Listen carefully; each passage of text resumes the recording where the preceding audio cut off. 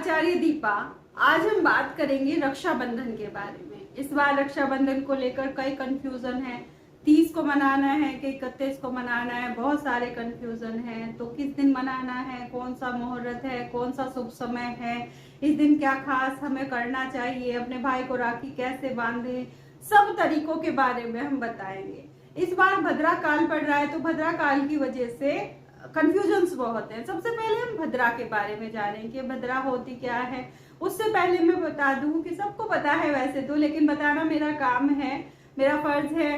तो जो रक्षाबंधन है, श्रावण मास के आखिरी दिन पूर्णिमा को मनाया जाता है, उसके अगले दिन भाद्रपद स्टार्ट हो जाता है।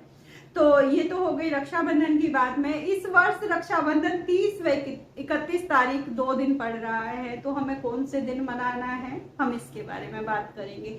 सबसे पहले हम बात करेंगे भद्रा होती क्या है, भद्रा काल होता क्या है। तो मैं आपको बता दूं, ये जो भद्रा है ये शनिदेव की बहन मानी जाती है और सूर्य पुत्री है। जो भद्रा है वो सूर्य पुत्री है। इनका स्वभाव भी अपने भाई शनिदेव की तरह कठोर माना जाता है। अब मैं आपको बताऊंगी अपने पंचांग के बारे में, और इसके बाद आपको खुद समझ में आ जाएगा कि भद्रा को हमें मतलब कैसे क्या करना है, प्रिडिक्ट कैसे करना है। हमारा जो पंचांग है, पंच मतलब अंग, पंच प्लस अंग, यानी कि 5 अंगों से मिलकर बना है हमारा पंचांग।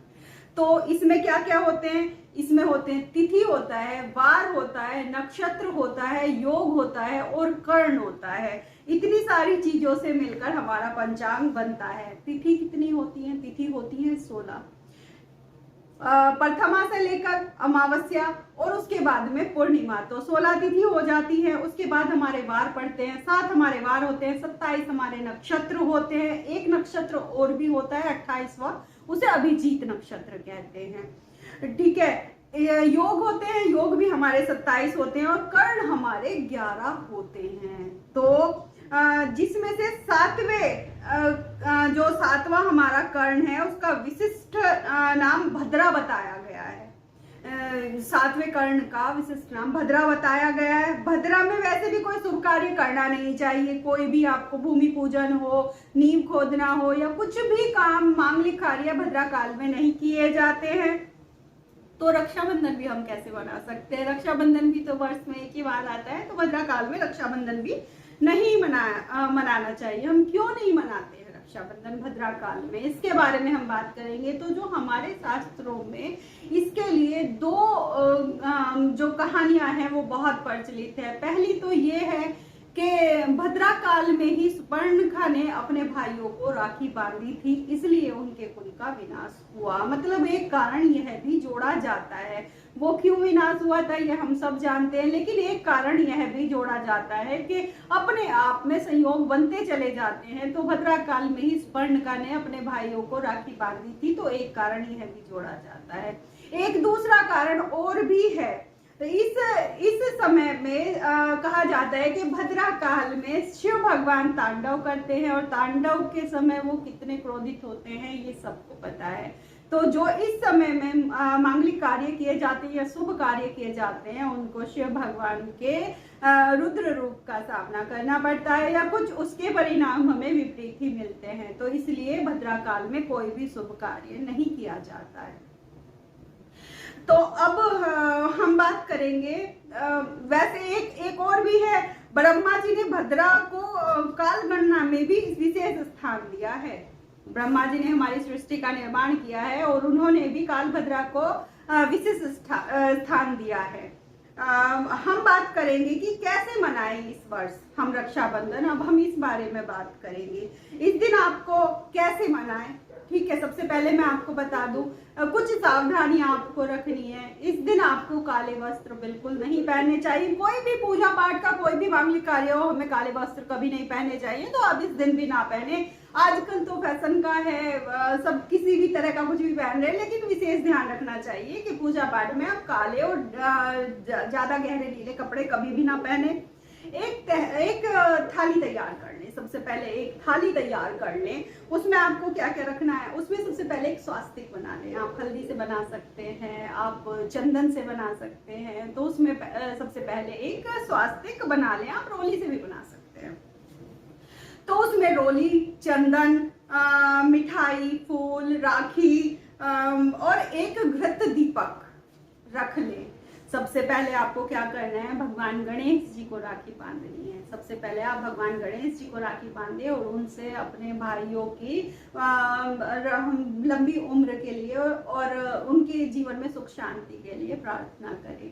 उसके बाद आप अपने भाइयों को राखी बांधेंगी। राखी कैसे बांधनी है, आपको यह ध्यान रखना है कि जब आप राखी बांधे, जो आपके भाई का मुख हो वो उत्तर की तरफ या पूर्व की तरफ हो जब आप उनको राखी बांधने जाएं, और आपका जो मुख हो वो पश्चिम की तरफ हो। आप इस चीज का विशेष ध्यान रखें। भाई के माथे पर आप रोली, चंदन और अक्षत लगाएं। सभी बहनें करती हैं, जब राखी बांधती हैं तो भाई के माथे पर रोली, अक्षत और चंदन का तिलक लगाएं। उसके बाद उनके ऊपर पुष्प वर्षा करें, मिठाई खिलाएं, आरती उतारें अपने भाई की, और अपने भाई के दाहिने हाथ पर आप राखी बांधें। भाइयों को भी यह विशेष ध्यान रखना है कि इस दिन अपनी बहनों को कोई भी नुकीली चीजें, कोई भी लोहे की चीजें या जूते, चप्पल या सफेद वस्त्र दान तो अलग बात हो जाती है, उपहार में, भेंट में ना दें। कोई बहुत सारे आभूषण दे सकते हैं, वस्त्र दे सकते हैं, या आप उपहार के तरीके में एक लिफाफे में कुछ रखकर दे सकते हैं। वो आपका आशीर्वाद होता है, उसमें कुछ भी ऐसा नहीं होता कि आपको ऐसे ही देना चाहिए। जितनी जिसकी क्षमता है वो इस हिसाब से उपहार दे सकता है। अब हम बात करेंगे रक्षाबंधन के शुभ मुहूर्त के बारे में कि इस बार शुभ मुहूर्त रक्षाबंधन का किस समय पर है। 30 अगस्त 2023 को पूर्णिमा की शुरुआत हो जाएगी, लेकिन होगी कब, 10:58 से सुबह में 30 अगस्त को, और 31 अगस्त 2023 की सुबह 7:05 तक पूर्णिमा ही रहेगी। यानी कि 30 को 10:58 से शुरू होगी और 31 को सुबह 7:05 तक पूर्णिमा रहने वाली है। हमारे शास्त्रों में भी मान्यता है कि उदया तिथि वही होती है जो सूर्य के साथ, जब सूर्य उगे तो जिस समय वो तिथि है तो उसे उदया तिथि माना जाता है, और उसमें सारे काम मतलब शुभ काम पूर्ण किए जाते हैं। ऐसी हमारे शास्त्रों में भी मान्यता है। 30 अगस्त को हम रक्षाबंधन मना सकते हैं, लेकिन उसके लिए कुछ समय निर्धारित किए गए हैं। 30 अगस्त को पूरे दिन भद्रा काल रहने वाला है, उसके लिए कुछ समय निर्धारित किए गए हैं। 30 अगस्त को रवि, जैसे भद्रा काल है तो कुछ समय के बाद रवि योग भी लग रहा है। रवि योग बहुत शुभ होता है। रवि योग 30 अगस्त को रात 9:03 से 31 अगस्त की सुबह 7 बजे तक रहेगा रवि योग। तो हमें इसी समय पे ये काम निपटाना है, अपने राखी बांधने का इसी समय के बीच में हमें निपटाना है। इसी दिन अमृत योग भी लगेगा और इसी दिन आयुष्मान योग भी लगेगा। यानी कि 30 अगस्त से 31 अगस्त के बीच में बहुत सारे योग लगेंगे और सौभाग्य योग भी लगेगा इसी दिन। लेकिन समय मैं आपको बता चुकी हूँ। भद्रा काल में आपको बता दूं कि किस समय से रहेगी। 30 अगस्त की सुबह 10:58 से 9 बजे तक, रात्रि 9 बजे तक भद्रा काल रहने वाला है। राखी का शुभ समय कौन सा है, हम बात करें कि राखी अब कब बांध सकते हैं आप, तो राखी की बात करें तो राखी 30 अगस्त की रात 9 बजे से 31 अगस्त की सुबह 7 बजे तक आप राखी बांध सकते हैं। 30 अगस्त को पूरे दिन भद्रा काल ही रहेगा, तो आप राखी ना बांधे, 9 बजे के बाद आप राखी बांध सकते हैं। लेकिन हमारे यहाँ कुछ लोग जो शुभ काम होते हैं वो रात्रि में नहीं करते हैं, उनको सुबह में किया जाता है। तो मैं आपको सलाह दूंगी यहाँ पर कि आप ब्रह्म मुहूर्त में उठें, यानी कि 31 अगस्त को सुबह ब्रह्म मुहूर्त में उठे, उगते सूरज के साथ अपने भाई को राखी बांधें। 7 बजे तक ही राखी का मुहूर्त रहेगा 31 अगस्त को। तो मैं अपनी तरफ से ये सलाह देना चाहूंगी कि आप 31 अगस्त की सुबह 7 बजे तक अपने राखी बांधने का प्रोग्राम खत्म कर ले। मतलब ये मैं पहले आपको बता चुकी हूँ कि बहन को कोई भी नुकीली चीज भेंट में नहीं करनी है और ना ही जूते चप्पल करने हैं। और अब जब राखी आप बांध देंगे तो भाइयों का क्या फर्ज होता है, अपनी बहन को उनकी रक्षा का वचन दे उनको कि मैं जिस भी हाल में रहूंगा, जैसा भी रहूंगा, जब तुम बुलाओगी मैं खड़ा मिलूंगा।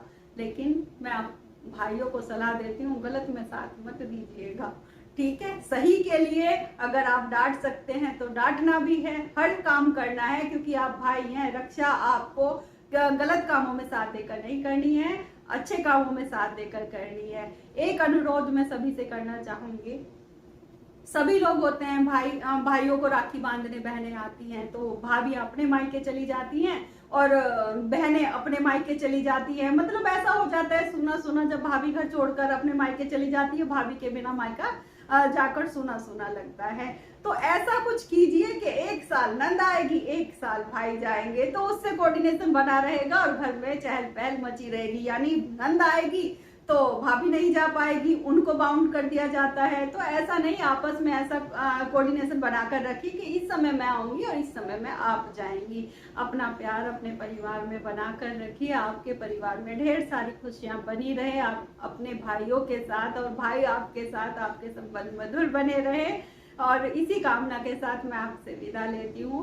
सबको रक्षाबंधन की बहुत बहुत सारी शुभकामनाएं। धन्यवाद।